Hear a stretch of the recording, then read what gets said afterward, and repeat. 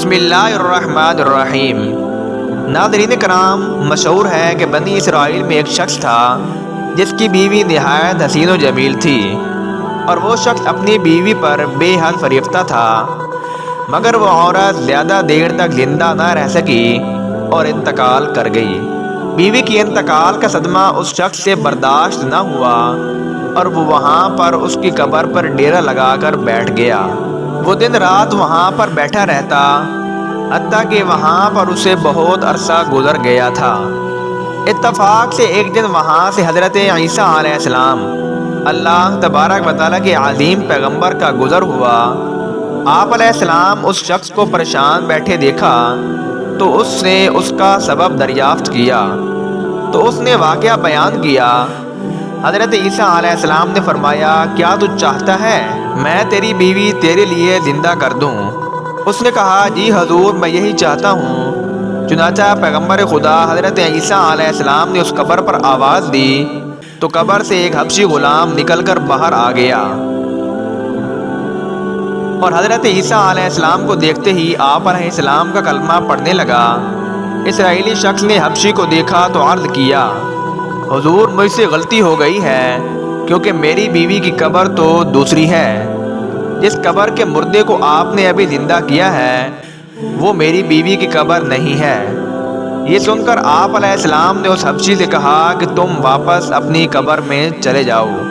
حضرت عیسیٰ علیہ السلام نے دوسری قبر کی طرف توجہ فرمائی اور حکم دیا، اے قبر والے، اللہ کے حکم سے زندہ ہو جا۔ ایک دم قبر پھٹی اور اس میں سے ایک عورت باہر نکل آئی، جس کو وہ اسرائیلی دیکھ کر کہنے لگا، اے اللہ کے نبی، یہی میری بیوی ہے۔ چنانچہ حضرت عیسیٰ علیہ السلام نے حکم دیا تو وہ شخص اپنی بیوی کو لے کر چل دیا۔ کچھ ہی دور میاں بیوی گئے تو اس پر نیند کا غلبہ ہونے لگا۔ اس نے بیوی سے کہا کہ میں کچھ دیر آرام کر لوں، پھر آگے چلتے ہیں۔ اس کی بیوی نے رضامندی ظاہر کی اور وہ اسرائیلی شخص اپنی بیوی کے دانوں پر سر رکھ کر سو گیا۔ اس کو سوتے ہوئے کچھ ہی دیر ہوئی تھی کہ اس کی بیوی کے سامنے ایک حسین و جمیل گھڑ سوار گزرا۔ وہ اس پر فدا ہو گئی۔ وہ اس کے سامنے جا کر کھڑی ہوئی۔ اس نے اس عورت کو لیا اور اپنے محل کے اندر لے گیا۔ ادھر جب وہ اسرائیلی اپنی نیند سے بیدار ہوا تو بیوی کو نہ دیکھ کر پریشان ہوا۔ اس نے تلاش کیا، ادھر ادھر دیکھا تو اس کے قدموں کے نشانات مل گئے، جن کا تعاقب کرتے ہوئے وہ سرائیس زادے کے محل میں پہنچ گیا۔ وہاں پر اسے بیوی کی موت سے بھی زیادہ صدمہ برداشت کرنا پڑا، کیونکہ جس کی جدائی میں وہ قبر پر بیٹھ کر روتا رہا اور جس کو اللہ کے پیغمبر حضرت عیسیٰ علیہ السلام نے زندہ کیا تھا، وہ رئیس زادے کے ساتھ بیٹھی ہوئی ہے۔ وہ اسرائیلی آگے بڑھا اور محل کے شہزادے سے کہنے لگا، یہ عورت میری بیوی ہے، اسے چھوڑ دیں۔ اس سے پہلے کہ وہ شہزادہ کچھ کہتا، اس کی بیوی خود ہی کہنے لگی کہ میں تیری بیوی نہیں، بلکہ میں تو اس اسرائیلی شہزادے کی لونڈی ہوں۔ چنانچہ یہ سن کر شہزادہ کہنے لگا، تو مجھ سے میری لونڈی لینا چاہتا ہے؟ یہ کہہ کر شہزادے نے اسے محل سے باہر نکالنے کا حکم دیا۔ وہ اسرائیلی شخص چلاتا رہا، سب کو بتاتا رہا کہ اسے میرے سردار حضرت عیسیٰ علیہ السلام نے اسے مرنے کے بعد دوبارہ زندہ کیا ہے میرے لیے، لیکن اس کی بات کسی نے بھی نہ سنی اور اسے محل سے نکال دیا گیا۔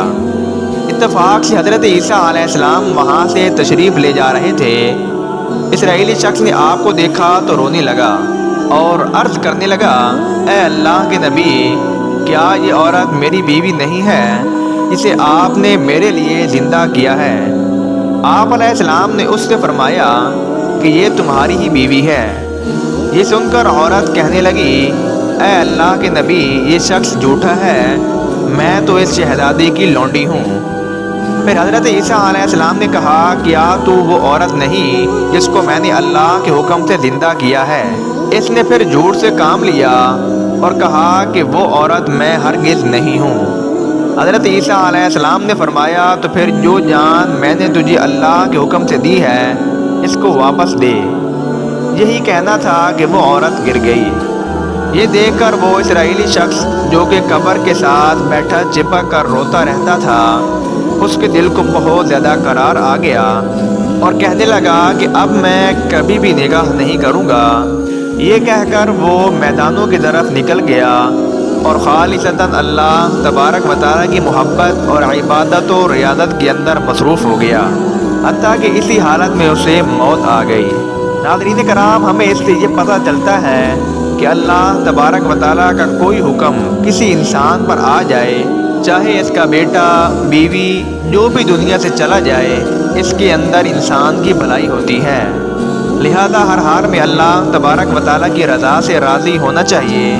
اور اس کی حکایت سے ہمیں یہ بھی پتہ چلتا ہے کہ مال و دولت اور جاہ و منصب کے لالچ کے اندر اپنے مخلصین دوستوں کے ساتھ اور دوسرے انسانوں کے ساتھ بے وفائی نہیں کرنی چاہیے، وگرنہ اس لالچ کی کبھی کبھار انسان کو ایسی بری سزا ملتی ہے کہ انسان دنیا اور آخرت دونوں کے اندر تباہ ہو جاتا ہے۔